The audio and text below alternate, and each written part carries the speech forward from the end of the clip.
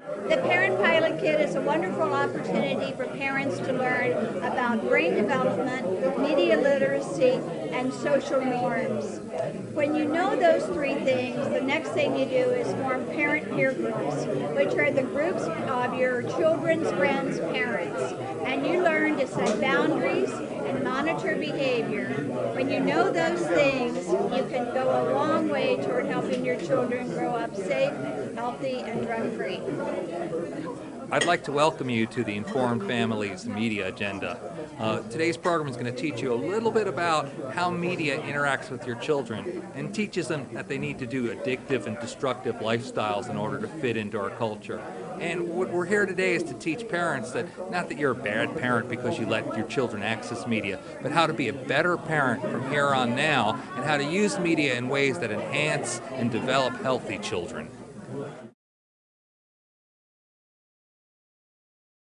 I want to actually spend a minute where we're going to get some reaction shots to put the cameras on the audience. Okay, now you guys are going to get a lesson in TV production because you think the camera's showing you what's going on. The camera always lies. The camera always lies. And here's how it lies. Right now, we're going to do the cutaway shot of the person who's impressed and nodding. Yes. Right. Now, we're getting the funny reaction shot. You found something funny, you're going to laugh. Here we go, let's laugh. All right, now we're going to do the applause like you really liked it, okay? I don't even know if you did.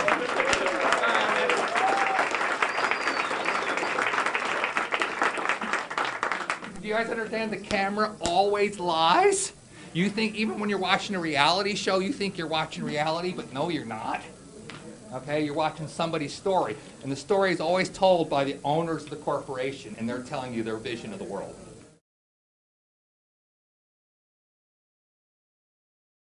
I told you about how most of the media is owned by a handful of corporations. There's a thing called public media, PBS, right? And of course, this is a bad thing. We should defund it. God forbid that anybody has access to people's voices who doesn't pay for it. And they run some TV programs for kids, the most popular of which you may recognize here.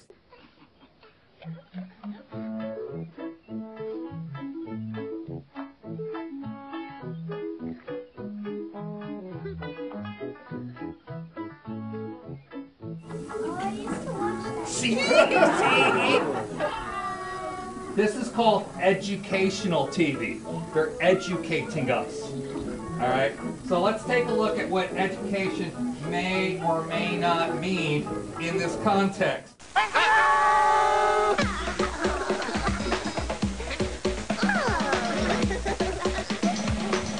All your kids' favorite characters from Teletubbies are now at Burger King. There's 6 beanbag finger puppets to collect in all. Get one in every tasty Kids Club hamburger meal you buy. Still just $1.99. And try a Teletubbies favorite, Tubby Custard from Jell-O, only at Burger King. When you have it your way, it just tastes better. Okay, so do you have an idea of what education means? Okay, you guys kind of see the connection. Education means we can sell it somehow or another. We're going to educate you that way. The American Academy of Pediatrics, the 55,000 doctors in our country who take care of your kids, said we should have no passive screens at all below age 2.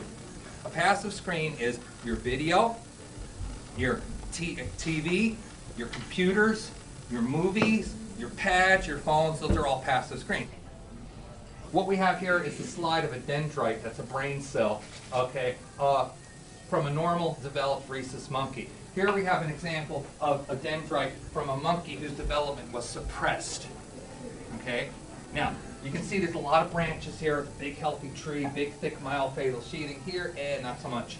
The difference between these two monkeys growing up. Monkey A got to play with all the other monkeys and do monkey stuff growing up. Monkey B got to stay in his cage and watch the other monkeys do it.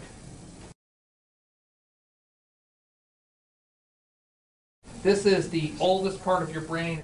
The reptilian brain is primarily where visual information is processed.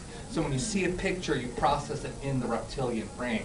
Processing in the reptilian brain is near instantaneous. Here's the limbic region. The limbic region is all this good stuff in here, and this is, scientists believe this is hundreds of thousands of years old, and that's where emotions and things like that get processed, those kinds of connections, memories stored in here and stuff like that. But now I want to introduce you to the new part of your brain, the new kid on the block, your neocortex, your frontal lobe, the gray matter, the actual fuzzy gray stuff here. This can be counted in tens of thousands of years. This is where higher reasoning is stored. This is where you process language information. Language gets processed here. It takes about 5 seconds to process language. You guys may not think it's that slow, but it is. When I was growing up, all right, the average time between a cut is when one scene of visual information is replaced with another scene of visual information. The average time between cuts was about 8 seconds. And if you watch old programs, you'll see young kids say, "This is slow, I can't watch it." So this is from the Fox box. Notice how fast the time is between cuts. Notice the timing on cuts.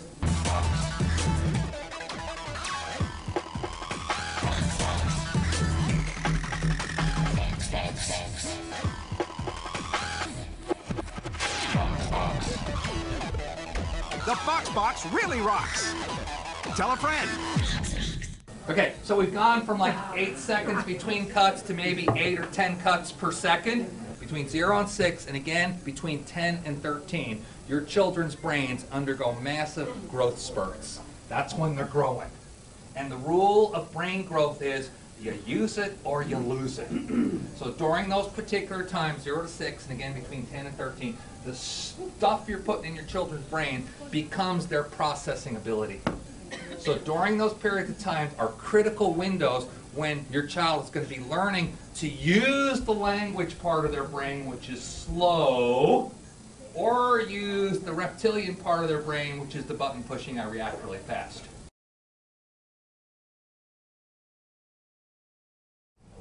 We get the idea that somehow we're going to learn imagination, that kids are exposed to this stuff, it's good for them, it's good for their imagination. So let's kind of take a look at how that really works.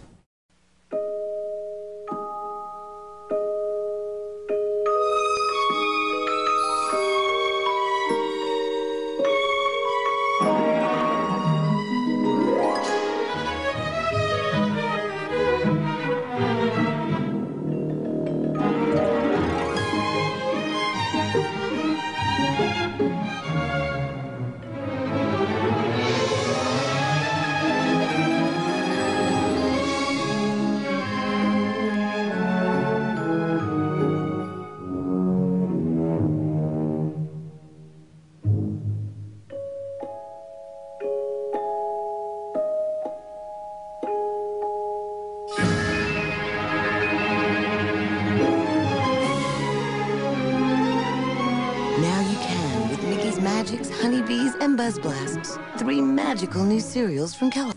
All right, so you guys understand imagination is product, I imagine another product. So they tell you your kids are going to be more creative if they consume this stuff. Remember that Burger King tie-in I showed you? It's education. Your kids are going to be more creative. No, they're going to have better memory of media event.